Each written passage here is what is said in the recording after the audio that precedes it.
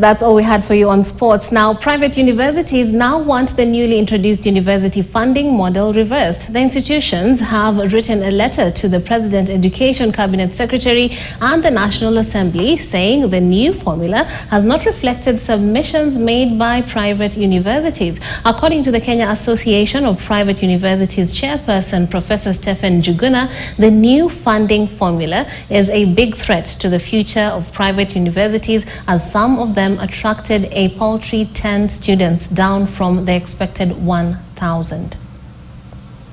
Statistics from the Kenya Universities and Colleges Central Placement Service Corps shows that out of 173,000 students who qualified for university admissions, only 9,662 were placed in private universities, down from a high of 20,000. And the low numbers have unsettled private universities. Kenya Association of Private Universities (KAPU) says the low numbers are as a result of new university funding formula. This is an incentive to make learners select public universities at the expense of private. And this is based on a wrong assumption that only rich students of those who do not deserve any support attend private universities, which is not true. Students choose the universities of their choice based on their ethos, based on the programs that they desire to learn for their career. The new funding formula has categorized university students in 4 distinct classes of the vulnerable, extremely needy, the needy, and the less needy, with the vulnerable set to get full government funding.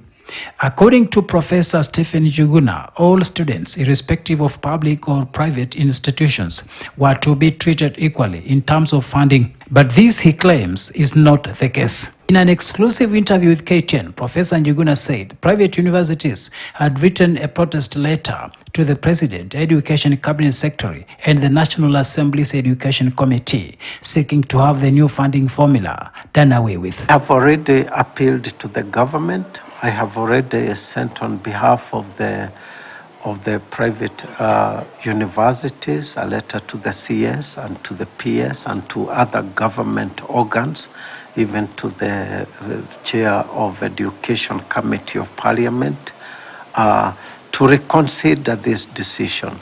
Besides losing students, private universities are also staring at the danger of huge layoffs and even closures, which is likely to negatively impact on the economy. Various recommendations, one of them was on funding, which is actually in the document that we presented to His Excellency.